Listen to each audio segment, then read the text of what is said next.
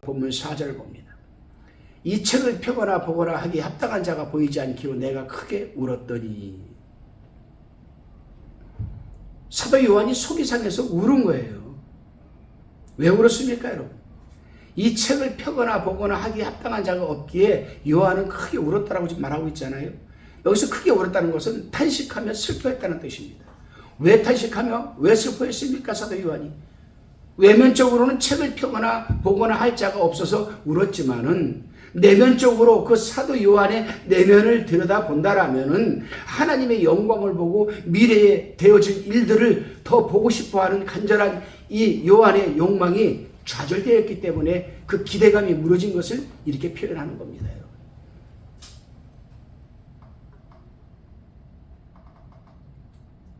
그래요, 여러분. 4장 1절에 보게 되면요, 이후에 마땅히 될 일을 내가 네게 보이리라는 약속을 받았습니다. 누가요? 사도 요한이. 사도 요한이 4장 1절에서 분명히 그 약속을 받았습니다. 천사들한테. 이후에 마땅히 될 일을 내가 네게 보이리라. 그 약속을 받았는데 그가 그 약속을 그 받은 이상을 더 볼 수 없는 안타까움이 슬픔과 그 울음으로 표출된 겁니다. 좀 더 구체적으로 설명해 보면 그 두루마리가 펼치지 않는다면 세상에 대한 하나님의 이 예정과 계획이 좌절되고 맙니다. 악인에 대한 심판과 성도에 대한 구원 계획도 멈추고 마는 것 아니겠습니까, 여러분? 이러한 면에서 요한은 하나님의 최후 결정적 행위가 무기한으로 연기되는 것 같아서 그리스도의 재림과 하나님 나라의 완성을 간절히 사모하던 이 사도 요한은 울음을 터뜨리지 않을 수가 없었던 것 아니겠습니까, 여러분? 다시금 본문 5절입니다. 장로 중에 하나가 내게 말하되 울지 말라. 유대지파의 사자 다윗의 뿌리가 이기었으니 이 책과 그 일곱인을 떼시리라 하더라. 아멘. 야, 이 천사로부터 이 말을 들었을 때 사도 요한이 얼마나 그 심중이 그냥 기뻤을까요, 여러분? 좌절하고 절망하고 앞으로 이 세상에 되어질 일들, 미래에 되어질 일들, 예수님의 재림에 관한 일들, 악인 아주 심판에 관한 일들, 이런 것들은 기대하고 있다가 뗄 자가 없다고 말을 들으니까 슬픔으로 절망이 갇혀 있는데 갑자기 장로 중에 하나가, 그 24 장로 중에 하나가 내게 말하는 거예요. 내게 누구? 사도 요한. 사도 요한에게 말하되 울지 말아라. 유대지파의 사자 다윗의 뿌리가 이기었으니 이 책과 그 일곱인을 떼시리라 하더라. 장로 중에 하나라고 했습니다. 이 장로는 24 장로 중 하나죠. 장로는 그 책의 펼자가 있으므로 울지 말라고 위로하였습니다. 여기서 요한은 울음을 그치게 됩니다. 유대지파의 사자라고 했습니다, 여러분. 이것은 유다로 폐기되어야만 합니다. 원래 좀 유대지파 그러는데 원래는 유대지파가 아니고 우리 개혁한글성교회는 유대지파라고 했지만은 원래는 발음은 유다입니다, 유다. 이것은 유다로 그래서 폐기되어야 합니다. 왜냐하면 창세기 49장 9절에 보게 되면 야곱이 아들들에게 예언을 할 때 유다를 가리켜서 사자 새끼라고 한 데서 기인하기 때문에 유다가 만든 거예요. 그래서 우리는 신구약 통일성이 굉장히 중요합니다. 구약에서 이러한 말씀을 예언을 했으면 신약에 와서도 구약이 한 이 말씀이 그대로 적용이 되었는가를 봐야 되거든요. 사단은 이런 데에서 우리를 틈타거든요. 자, 봅시다. 예수님이 세례를 받고 성령에 이끌려서 광야로 40일 동안 금식 기도하러 나갑니다. 성령의 인도로. 근데 마귀가 슬며시 다가와가지고 환경을 조성하는 거예요. 네가 정말 하나님의 아들이면은 아니 돌 가지고 떡을 한번 만들어봐. 40일이 다 되어가서 배가 줄인 상황에서 돌 가지고 떡을 생각하게 만드는 거예요. 그때 예수님이 뭐라고 했습니까? 말씀의 근원이시요 말씀의 실체이시요 말씀이자 곧 하나님이신 예수 그리스도께서 뭐라고 합니까? 사람이 떡으로만 살 것이 아니요 하나님의 입으로 나오는 모든 말씀으로 살 것이니라. 마귀는 패배하고 말죠. 패배하고.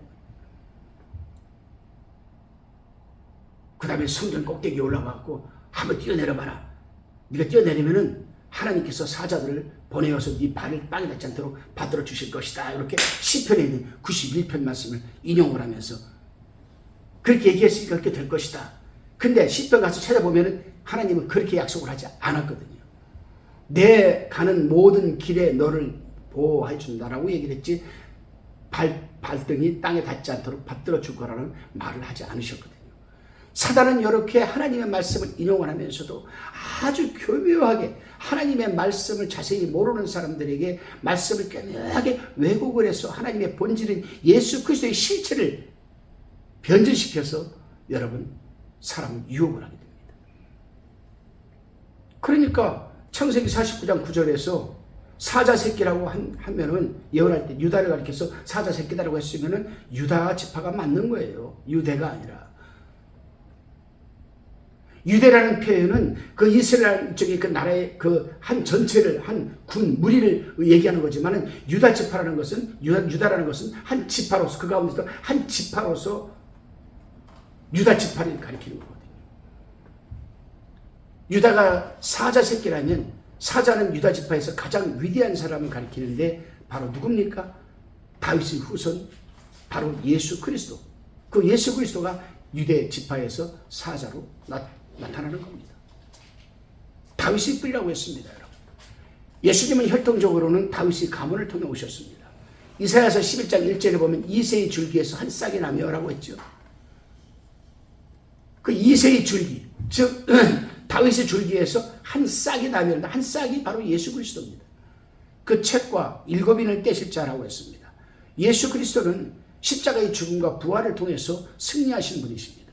그는 하나님과 인간의 중보자로서 죄 없는 의로운 분이셨지만 인간의 죄 때문에 속죄의 죽음을 죽었으나 다시 부활하심으로써 죄와 사망 권세를 이기신 영원한 승리자이십니다. 그러므로 그는 유다 지파의 사자와 다윗의 뿌리로서 이 책과 그 일곱인을 떼시기에 합당하신 분으로 지금 장로가 증거하고 있는 겁니다. 이 말을 들었을 때 이 사도 요한은 얼마나 여러분 참 벅찼을까? 기쁨과 감사가 얼마나 벅찼을까? 근데 사도 요한뿐만이 아닙니다, 여러분. 저도 마찬가지고 여러분들도 마찬가지입니다. 우리가 인생이 70여 강건한 80이라 했습니다. 시편 기자가. 근데 인생의 7, 80년이 다 수고와 슬픔뿐이라고 했습니다. 이 세상에서 수고와 슬픔으로 살았던 인생의 7, 80 인생이 저 하늘나라에 가서 예수 그리스도를 만나는 그 순간 우리는 다 보상이 되는 겁니다. 보상이 되는 거예요. 거기는 아픔도 없습니다. 사망도 없습니다. 질병도 없습니다. 울음도 없습니다. 거기는 어둠도 없습니다. 정말 빨리 가고 싶어요. 빨리 가보고 싶지만 하나님께서 이 세상에 살아가는 동안 저에게 맡겨준 사명이 있기 때문에 그 사명을 감당하기 위해서 살아갈 수밖에 없는 것도 아니겠습니까, 여러분? 예수 믿는 사람들은 이 세상에서 살아가는 존재의식을 가져야 됩니다. 이 존재의식을 가질 때 이 나무도 마찬가지입니다. 이 나무가 지금 우리 이 교회 안에 강대상 앞에 서 있어야 할 목적이 있는 거예요. 분명한 존재의식을 가지고 있습니다. 사람이 이 세상을 살아가면서 내가 이 세상에 존재하는 목적이 뭔가, 그리고 존재의식을 하지 못하고 살아간다면 우리는 하늘나라에 들어갈 자격이 없는 거죠, 여러분. 하나님은 사람을 통해서 일하시길 원하십니다. 창세기부터 요한계시록까지가 다 하나님이 작정하신 것을 사람을 통해서 다 이루어가셨어요. 하나님께서 여러분에게, A라는 여러분에게, A야, 이 일 좀 하거라. 아이고, 저는 그 일 못합니다, 하나님. 그럼 하나님은 그 일을 못하십니까? 아니에요. 그 일을 이루었을 때에 주시는 하나님의 영원한 하늘의 상급과 또한 여러분 살아가는 현세의 축복을 여러분은 놓치는 겁니다. 하나님은 다시금 B라는 사람, C라는 사람을 들어서 그 일을 또 시키시거든요. 그러니까 우리는 이 세상을 살아가면서 존재의 목적과 존재의식, 굉장히 중요한 부분이거든요. 내가 이 세상을 왜 살아가야 할까? 내가 이 세상에 살아가는 중요한 목적은 뭘까? 한번 생각해 보시길 바랍니다. 다시금 본문 6절입니다. 본문 6절 말씀을 봉독해 봅니다. 내가 또 보니 보좌와 내 성물과 장로들 사이에 어린 양이 섰는데 일찍 죽임을 당한 것 같더라. 7뿔과 7눈이 있으니 이 눈은 온 땅에 보내심을 입은 하나님의 7 영이더라. 아멘. 어린 양이라고 했습니다. 유대인들은 그들의 메시아가 어떤 이 유다 지파의 사자가 되기를 기대하였습니다. 그러나 그들이 깨닫지 못한 것은 유다 지파의 사자는 먼저 세상 죄를 지고 가는 하나님의 어린 양이 되어야 한다는 이 부분을 그들은 깨닫지 못했습니다. 그러나 그들은 어린 양으로 십자가에 달린 그를 알아보지 못하고 조롱하였습니다. 어린 양은 계시록에 27번이나 사용되었습니다. 참 보세요, 여러분. 제일 먼저 어린 양으로 어디 나타나냐면요, 출애굽기 12장 보게 되면 나와요. 너희는 이달 아달월 정월 14일 날, 1월 14일 날 해질녘에 어린 양을 잡고 회중이 그 어린 양을 잡아라. 다리도 꺾지 말아라. 이렇게 예언을 했습니다. 그리고 이것은 영원히 지켜야 할 너희의 규례니라고 분명히 출애굽기 12장에서 말씀을 했습니다. 이 말씀대로 예수님이 어느 날 길을 지나가는데 마침 근처에 세례 요한과 두 제자가 같이 걸어가고 있었습니다. 그 두 제자는 마가 요한과 베드로의 동생 안드레였습니다. 그런데 세례 요한이 그 지나가는 예수를 보고 보라, 세상 죄를 지고 가는 하나님의 어린 양이다라고 했습니다.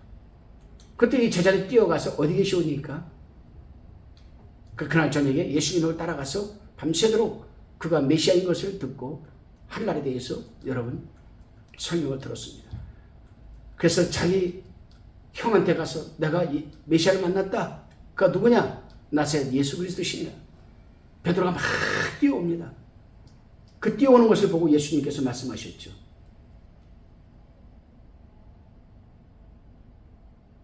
시몬아, 앞으로 너는 베드로라. 베드로라고 해라. 베드로라. 그래요, 여러분. 사도 요한도 여러분 뭐라고 했습니까? 고린도 교인들에게 우리의 영원한 유월절 어린 양 되신 예수 그리스도라고 고백을 했습니다. 이렇게 예수 그리스도가 우리의 영적인 어린 양이 된다는 것은 구약서부터 누누이 1500년 동안 여러분 예언을 해 오셨던 겁니다. 그런데 이 어린 양이 일찍 죽임을 당한 것 같다라고 했습니다. 본문에서. 어린 양은 일찍 죽임을 당하는 흔적을 말하는 것이죠. 출애굽기 12장 11절, 이사야서 53장 7절에 보면 예언되어 있습니다. 왜냐하면 그는 6월절이 어린 양과 고난받는 종으로 죽었기 때문에 일찍 죽은 거예요. 7뿔이라고 했습니다. 원래 어린 양은 힘없고 연약한 것을 상징하는데 여기서 나온 어린 양은 7개의 뿔을 가진 강력한 힘 있는 어린 양으로 지금 묘사되어 있습니다. 7뿔만이 아닙니다. 7눈이라고 했습니다.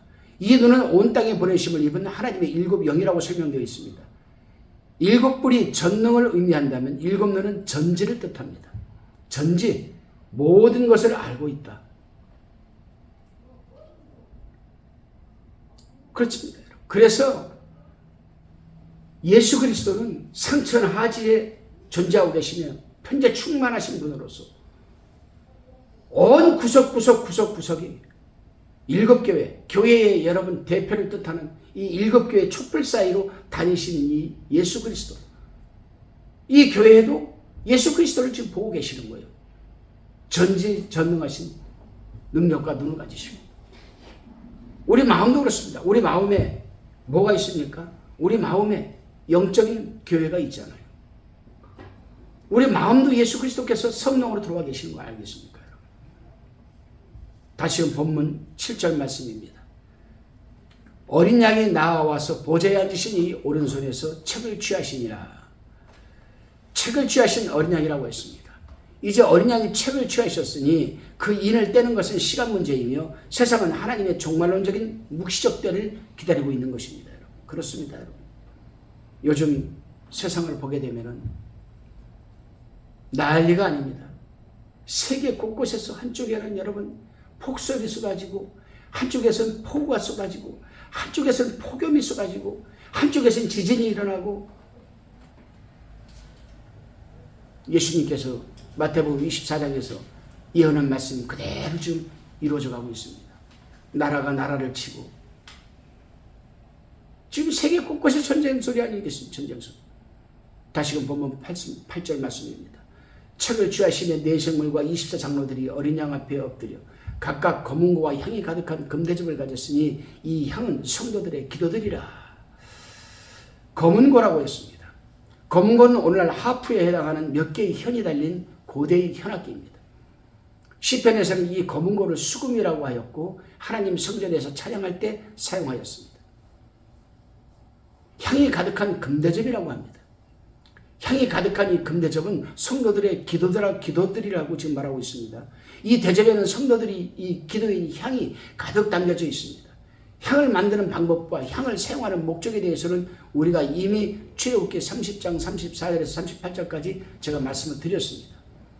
여러분, 제가 이미 그 모세 오경 요약 큐티를 할 때 출애굽기 30장을 지금 이렇게 보시면은 출애굽기 30장에서 34절 38절 보게 되면은 이 향을 만드는 방법, 향을 사용하는 목적에 대해서 제가 말씀을 드렸습니다. 여기서 향을 만드는 방법이라는 것은 뭐냐? 기도하는 방법을 의미하는 겁니다. 향을 사용하는 목적은 또 무엇이냐? 기도하는 목적에 대해서 말하는 겁니다. 제가 출애굽기 큐티 할 때 출애굽기 30장 34절 38절에서 자세하게 제가 말씀을 드렸습니다. 한번 제 큐티 민충만 목사의 요약 강의 큐티 출애굽기를 한번 들어가셔서 30장 한번 보시기 바랍니다.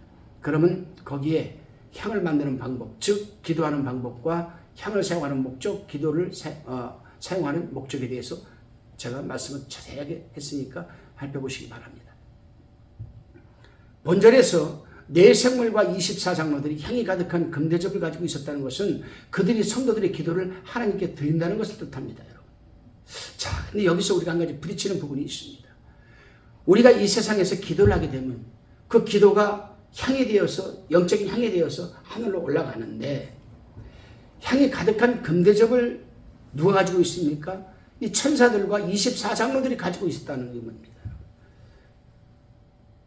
그러면 우리가 하는 기도는 장로들이 그 기도를 받아가지고 하나님 보좌에 올리는 것인가? 네 생물들과 함께.